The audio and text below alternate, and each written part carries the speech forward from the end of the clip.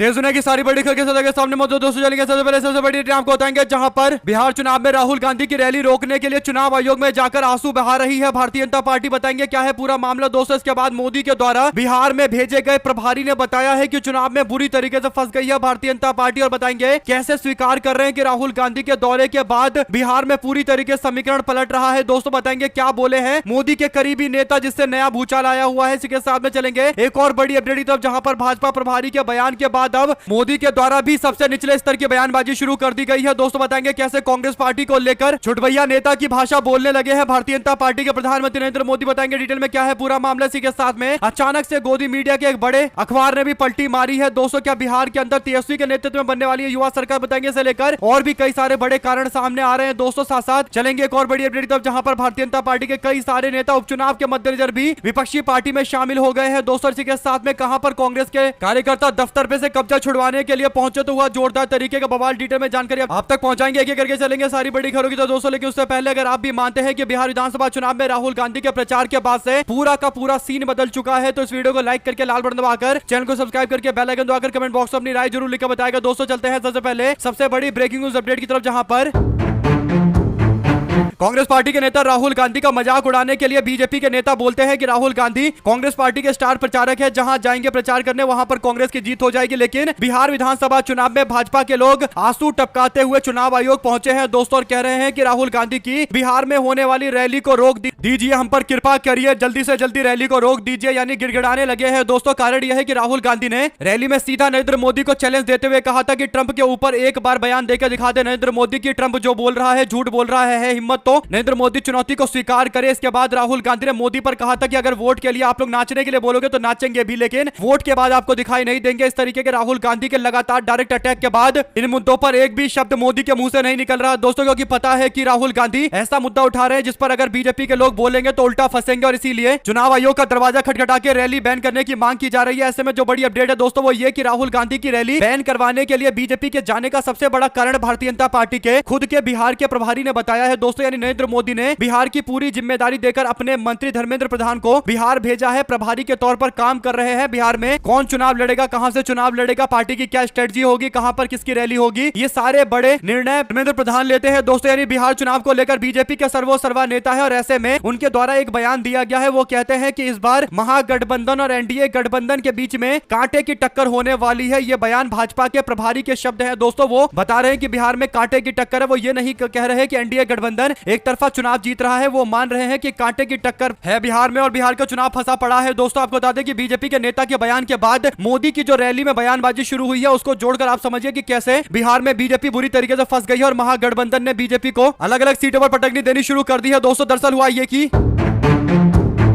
जैसे ही नरेंद्र मोदी के प्रभारी बिहार के प्रभारी धर्मेंद्र प्रधान का बयान आया दोस्तों, मोदी की रैली में भाषा की गिरावट देखने को मिली। मोदी इस बार कांग्रेस पार्टी की देशभक्ति को लेकर सवाल खड़ा करते हुए छुटभैया नेता की तरह बयान देने लगे दोस्तों। नरेंद्र मोदी ने कहा कि धमाका पाकिस्तान में ऑपरेशन सिंदूर के दौरान हो रहा था और नींद गांधी परिवार की उड़ी हुई थी, यानी गांधी परिवार को पाकिस्तान परस्त बताने की नरेंद्र मोदी की मानसिकता सबके सामने उजागर हुई है दोस्तों, यानी छुटभैया नेता की तरह बिना किसी सबूत के, बिना किसी तथ्यों के उल्टी सीधी बातें जो मन कर रहा है वो बोल रहे हैं। ये एक तरीके से नरेंद्र मोदी की बौखलाहट को दिखाता है दोस्तों। 24 के चुनाव में आपने मोदी को सबसे ज्यादा बौखलाहट में देखा होगा, और कारण यह था कि चुनाव बुरी तरीके से फंसा था। तो जब भी मोदी की भाषा में गिरावट देखने को मिले, एक छुटभैया नेता की भाषा नरेंद्र मोदी बोले, तो इसका मतलब चुनाव बुरी तरीके से फंस चुका है। अगर आप भी मानते हैं कि राहुल गांधी एक शहीद गांधी परिवार से आते हैं और उनके परिवार के लिए इन शब्दों का इस्तेमाल करना कि पाकिस्तान में अटैक हुआ तो गांधी परिवार की नींद उड़ गई, दोस्तों मोदी को पहले इंदिरा गांधी की बराबरी करनी चाहिए, और ऐसा करने में 10-12 जन्म तो लगने ही वाले हैं। 2 शब्द जरूर लिखकर बताएगा दोस्तों, और मोदी को क्या जवाब देना चाहते हैं वो भी लिखकर जरूर बताएगा। चलते हैं एक और बड़ी अपडेट की तरफ, जहां पर आखिर कितनी भी रोकने की कोशिश कर ले राहुल गांधी का काफिला लगातार बिहार के अंदर बढ़ता जा रहा है दोस्तों। ऐसे में राहुल गांधी के कुछ वीडियो सोशल मीडिया पर ऐसे वायरल हो गए कि एक बड़े समुदाय का पूरा वोट इंडिया गठबंधन को मजबूती के साथ मिलता दिखाई दे रहा है। आपको बता दें कि बीते दिन राहुल गांधी मछुआरा समुदाय के लोगों से मुलाकात करने के लिए पहुंचे, दरअसल बेगूसराय में सभा कर रहे थे। इसके बाद राहुल गांधी वीआईपी पार्टी के नेता मुकेश सहनी के साथ में मछुआरा समुदाय से मुलाकात करने के लिए पहुंचते हैं, जहां पर मछुआरा समुदाय मछली मारने का काम कर रहा था दोस्तों, और तालाब में मछली मारने के काम के दौरान वीआईपी पार्टी के नेता मुकेश सहनी भी तालाब में उतर आते हैं दोस्तों। तो इसके बाद राहुल गांधी भी तालाब में कूदते हैं और तालाब में तैरते हुए मछुआरों की मदद करते हैं और सीखते हैं कि कैसे मछली जाल में फंसाया जाता है, पकड़ा जाता है। दोस्तों कुल मिलाकर राहुल गांधी का ये इमोशनल करने वाला वीडियो सोशल मीडिया पर तेजी से वायरल हो रहा है। आपको बता दें कि जहां पर एक और फेसबुक पर 1 करोड़ के आसपास लोग इसको देख चुके हैं दोस्तों, ऐसे ही 8.5 लाख के आसपास लोग इंस्टाग्राम पर भी इसको देख चुके हैं। तो एक तरीके से जोरदार लोगों के बीच में वायरल चल रहा है दोस्तों। यानी राहुल गांधी को रोकने की तमाम तरीके की कोशिशें फेल होती जा रही है। बीजेपी वालों को फिर से चुनाव आयोग जाना चाहिए, फिर से माथा टेकना चाहिए कि राहुल गांधी को रोको, लेकिन एनडीए गठबंधन का पूरी तरीके से डैमेज हो चुका है दोस्तों। 2 शब्द जरूर लिखा बताएगा। चलते हैं एक और अपडेट की तरफ, जहां पर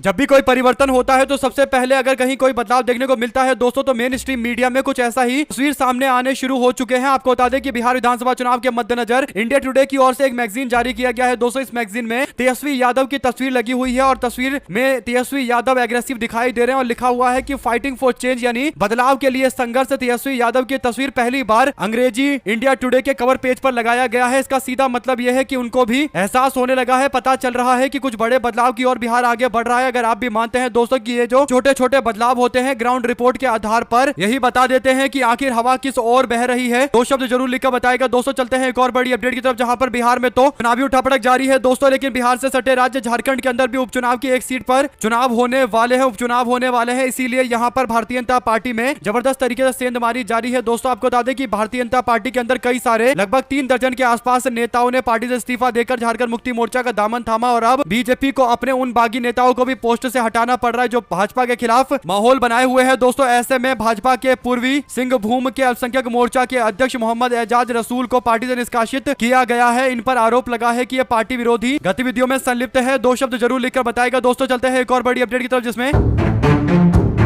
प्रियंका गांधी बिहार के दौरे पर आज भी एक बार फिर से आ रही है दोस्तों। प्रियंका गांधी की 3 बड़ी सभाएं हैं। एक है सोनबरसा में, जहां प्रियंका गांधी पब्लिक मीटिंग करेंगी। इसके बाद रोसड़ा के अंदर उनका रोड शो होने वाला है। रोसड़ा के रोड शो में पार्टी के कार्यकर्ता और जो उम्मीदवार, स्थानीय उम्मीदवार है, वो मौजूद रहेंगे दोस्तों। इसके बाद वो लखीसराय जाएंगे। लखीसराय बोले तो भारतीय जनता पार्टी के उप मुख्यमंत्री विजय सिन्हा का इलाका, और कई बार से विधायक विजय सिन्हा की हालत इस बार खराब है दोस्तों। कांग्रेस के उम्मीदवार ने विजय सिन्हा को कड़ी चुनौती दे रखी है। अमरेश कुमार चुनावी मैदान में उतरे हुए हैं दोस्तों। विजय सिन्हा के सामने भारी चुनौती पेश कर रहे हैं। प्रियंका गांधी के रोड शो के बाद स्थिति और ज्यादा पलटती हुई दिखाई देगी। 2 शब्द इस मामले को लेकर भी लिखकर जरूर बताएगा। चलते हैं एक और बड़ी अपडेट की तरफ दोस्तों, जिसमें कांग्रेस पार्टी अब अपने दफ्तर को वापस लेने के लिए संघर्ष करती नजर आई। दरअसल हुआ यह कि तेलंगाना के अंदर खम्मम जिले के अंदर पुनुगुरु इलाके के अंदर रविवार को कांग्रेस पार्टी के कार्यकर्ताओं ने बीआरएस यानी भारत राष्ट्र समिति केसीआर की पार्टी के स्थानीय ऑफिस पर हमला बोल दिया दोस्तों। पार्टी के कार्यकर्ताओं ने ऑफिस में तोड़फोड़ की, फर्नीचर जलाया और कांग्रेस पार्टी का झंडा फहराया। वायरल वीडियो में देखा जा रहा है कि बीआरएस के ऑफिस में तोड़फोड़ की जा रही है। कांग्रेस के लोगों का आरोप है कि ये ऑफिस बीआरएस के लोगों ने कांग्रेस पार्टी से छीन लिया था। यानी कांग्रेस पार्टी का ये पुराना ऑफिस हुआ करता था, लेकिन जब बीआरएस पार्टी की सरकार बनी तो उन लोगों ने गुंडागर्दी करके ये ऑफिस कांग्रेस पार्टी से छीन लिया था। अब इसको वापस लिया जा रहा है। 2 शब्द जरूर लिखकर बताएगा दोस्तों। इस पूरे मामले को आप किस तरीके से देखते हैं, लिखकर जरूर बताएगा। चलते हैं एक और बड़ी अपडेट की तरफ, जिसमें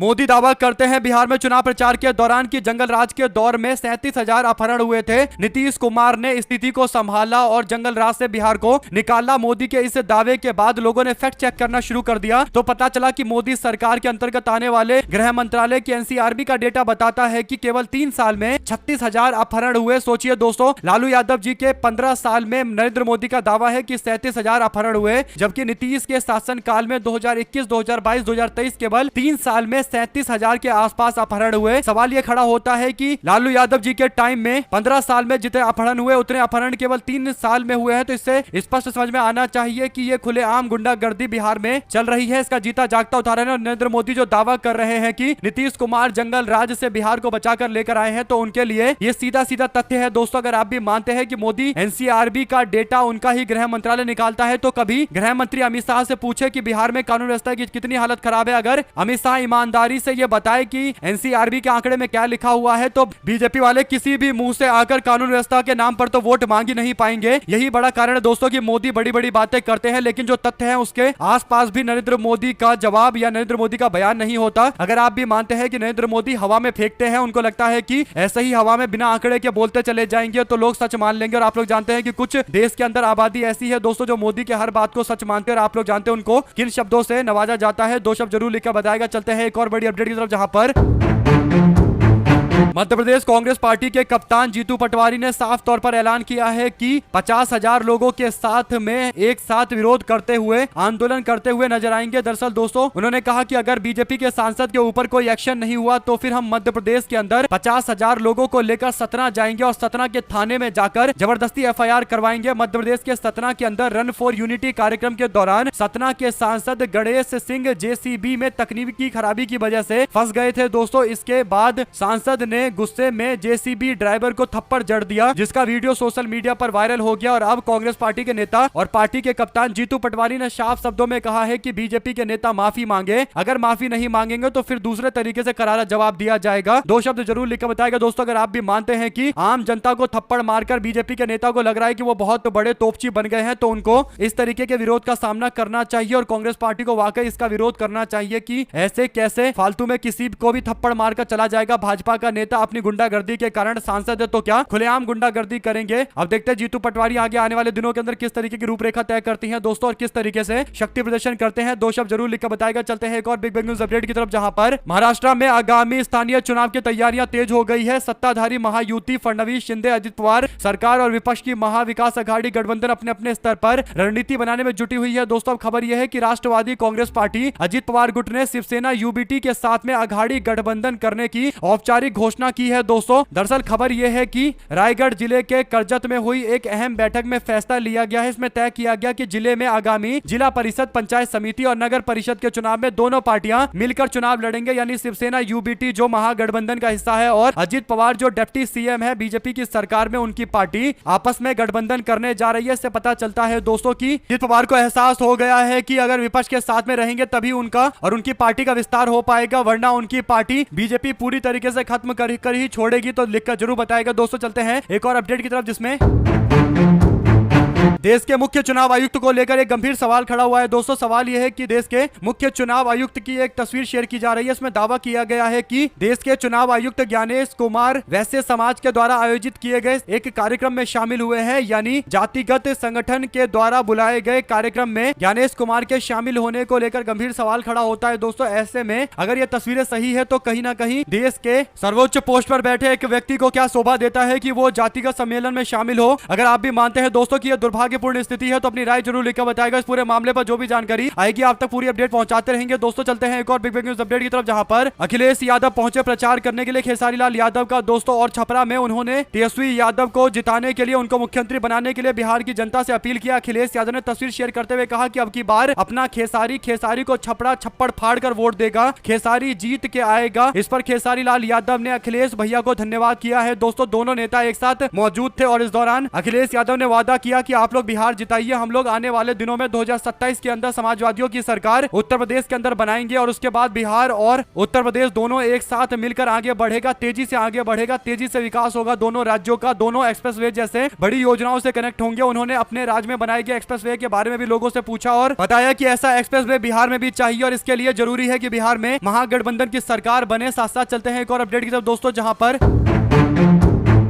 पटना में नरेंद्र मोदी रोड शो करने के लिए गए दोस्तों, लेकिन रोड शो कर रहे थे नरेंद्र मोदी, तब लोगों से पूछा गया कि मोदी के रोड शो में आपकी क्या राय है। तो इस पर लोगों की प्रतिक्रिया सामने आई है दोस्तों, जिसमें ज्यादातर लोगों ने खुलकर नरेंद्र मोदी के खिलाफ मोर्चा खोला है। लोगों ने कहा कि नरेंद्र मोदी कहते हैं कि ये डिजिटल इंडिया है, अब यहाँ के बच्चे रोजगार नहीं रील्स बनाते हैं, तो फिर नरेंद्र मोदी यहाँ पर प्रचार करने क्यों आए। मोदी भी डिजिटल इंडिया के माध्यम से प्रचार कर लेते, ऑनलाइन प्रचार कर लेते, हम लोग तो फोन में देख ही लेते, तो फिर यहाँ पर आकर लोगों को जाम में फंसाने की क्या जरूरत है। एक तरीके से गुस्सा लोगों का बिहार के पटना के अंदर प्रकट होता हुआ दिखाई दिया दोस्तों। कारण वही है कि बीजेपी लोगों को बेवकूफ बना रही है। पवन खेड़ा ने भी इस पर प्रतिक्रिया देते हुए कहा कि पटना में मोदी के रोड शो पर लोगों की प्रतिक्रिया, जो आपको मीडिया वाले, खासकर जिन्हें गोदी मीडिया कहा जाता है, अपने आप को जो लोग नेशनल मीडिया बताते हैं लेकिन वास्तविकता में गोदी मीडिया है, वो नहीं दिखाएंगे, लेकिन आम यूट्यूबर की ओर से यह दिखाया जा रहा है कि किस तरीके का नरेंद्र मोदी के खिलाफ एक माहौल बना हुआ है। 2 शब्द जरूर लिखकर बताएगा दोस्तों। चलते हैं एक और बिग ब्रेकिंग न्यूज अपडेट की तरफ, जहां पर भारतीय जनता पार्टी की सरकार के कई सारे नेता बुरी तरीके से चुनाव हारने के अंदेशे के बीच बौखलाए हुए हैं। दोस्तों आपको बता दें कि दरभंगा से चुनाव लड़ रहे भाजपा के नेता संजय सरावगी के क्षेत्र के अंदर पहले पुष्पम प्रिया चौधरी के समर्थकों के साथ मारपीट की गई थी। और अब एक और बड़ी खबर दरभंगा से ही सामने आई है, जहां पर जनसुराज पार्टी के टिकट पर चुनाव लड़ रहे आर.के. मिश्रा सर के साथ में दुर्व्यवहार किया गया है। संजय सरावगी के समर्थकों ने पूर्व डीजी आर.के. मिश्रा और उनके समर्थकों के साथ में दुर्व्यवहार किया है दोस्तों, और दरभंगा में काम कर चुके हैं डीजी के रूप में। दरभंगा के लिए अच्छे काम उन्होंने किए हैं। एक उम्मीदवार के तौर पर जनसुराज के टिकट से मैदान में उतरे हुए हैं, लेकिन इसके बावजूद बीजेपी के समर्थक इस बात को बर्दाश्त नहीं कर पा रहे कि क्यों उनके नेता के सामने इतनी बड़ी चुनौती आ रखी है। अगर आप भी मानते हैं दोस्तों कि कई सारे ऐसे नेताओं की बौखलाहट से पता चलता है कि ये लोग इस बार चुनौतियों से बुरी तरीके से जूझ रहे हैं, इसीलिए कोशिश कर रहे हैं कि विरोधियों को डराकर धमकाकर यहां से दूर कर दिया जाए, चुनाव लड़ने से रोका जाए। लेकिन लोग इस बार डटकर मुकाबला कर रहे हैं बीजेपी के ऐसे लोगों का दोस्तों, जो अपने आप को बाहुबली साबित करते हैं मीडिया में। चलते हैं एक और अपडेट की तरफ, जिसमें मेघालय के कई पूर्व विधायक और नेता कांग्रेस पार्टी में शामिल हो रहे हैं। दोस्तों इन नेताओं ने मांग की है कि पहले प्रदेश के अध्यक्ष विंसेंट पाला को बदला जाए, उसके बाद हम लोग बड़ी संख्या में आपके साथ में आएंगे। यानी मेघालय के जो पूर्व विधायक रहे हैं और चुनाव जीतना जानते हैं, क्षेत्र में उनकी पकड़ है दोस्तों, और उनको कांग्रेस पार्टी का सहारा चाहिए। साथ साथ कांग्रेस पार्टी को भी ऐसे दमदार उम्मीदवार चाहिए जो चुनाव जीत सकते हैं। इसीलिए इन सारे नेताओं ने एक मांग की है कि पार्टी के प्रेसिडेंट यानी अध्यक्ष को बदला जाए, उसके बाद आगे और कई सारे नेता पार्टी में शामिल होंगे। जो भी जानकारी इससे जुड़ी आती रहेगी आप लगातार पहुंचाएंगे। दोस्तों चलते हैं एक और अपडेट की तरफ, जहां पर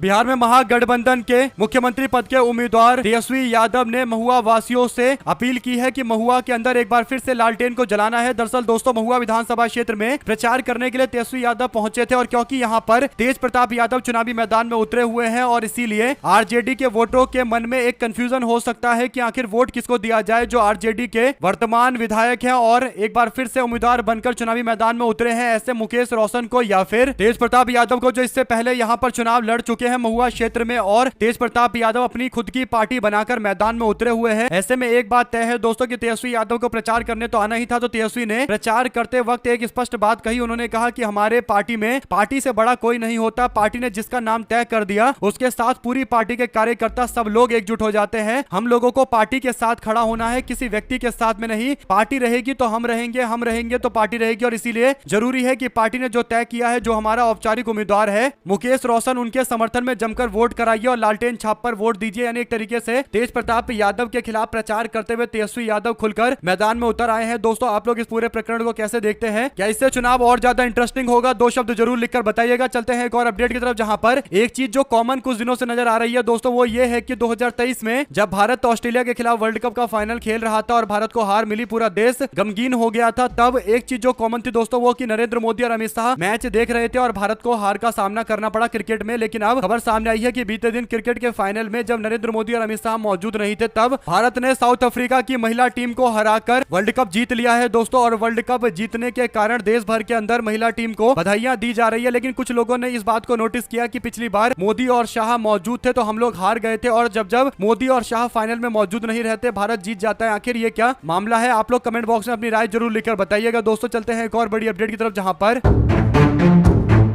राहुल गांधी की ओर से भी महिला टीम को बधाई दी गई है। दोस्तों राहुल गांधी ने कहा कि हमारी महिलाओं ने क्रिकेट में एक नया इतिहास बनाया है, ऐतिहासिक जीत हासिल की है और साहस दिखाया है, लड़ने का जुनून दिखाया है और एक तरीके से अपनी क्षमता दिखाई है। भारत के करोड़ों करोड़ लोगों को इंस्पायर करने के लिए, खासकर भारत की महिलाओं को इंस्पायर करने के लिए, लड़कियों को इंस्पायर करने के लिए, उत्साहित करने के लिए टीम का बहुत बहुत धन्यवाद। राहुल गांधी ने टीम को बधाई देते हुए कहा कि आपकी इस जीत से भारत का मनोबल और ज्यादा बढ़ेगा, भारत के अंदर लड़कियों का मनोबल और ज्यादा बढ़ेगा और वो खेल कूद में और ज्यादा शामिल होंगी। कुल मिलाकर दोस्तों राहुल गांधी ऐसे मामले पर तुरंत बधाई देते हैं और उनकी ओर से ये पोस्ट भी आया है। 2 शब्द जरूर लिखकर बताइएगा। चलते हैं एक और बिग न्यूज अपडेट की तरफ दोस्तों, जहां पर इसी मामले पर अब लोगों ने मीडिया वालों को भी ट्रोल करना शुरू कर दिया। दोस्तों जब फाइनल मैच इंडिया और ऑस्ट्रेलिया का 2023 में हुआ था और फाइनल मैच से पहले माहौल बनाया जा रहा था कि अगर जीत हो जाएगी तो मोदी की जीत माना जाएगा। एक शो भी किया गया था दोस्तों, इसमें लिखा हुआ था कि क्या मोदी जी जिताएंगे वर्ल्ड कप भारत को। खबरदार के नाम से शो किया था आज तक की एंकर श्वेता सिंह ने दोस्तों, जिसके बाद भारतीय क्रिकेट टीम को हार का सामना करना पड़ा। यानी सोचिए दोस्तों कि उस समय मोदी को क्रेडिट देने की बात चल रही थी कि अगर वर्ल्ड कप जीतेंगे तो मोदी की वजह से जीतेंगे। इसके बाद हारने के बाद लोगों ने जमकर आलोचना की थी, लेकिन अब इस बार का महिला वर्ल्ड कप एकदम शांतिपूर्ण तरीके से हुआ दोस्तों। गोदी मीडिया मोदी को हर चीज का क्रेडिट नहीं दे रही थी, तो आराम से भारतीय क्रिकेट महिला टीम ने वर्ल्ड कप जीत लिया। 2 शब्द जरूर लिखकर बताइएगा। दोस्तों चलते हैं एक और बड़ी अपडेट की तरफ, जिसमें न जाने भारतीय जनता पार्टी के दिल्ली के सांसद मनोज तिवारी के कितने बुरे दिन चल रहे हैं दोस्तों।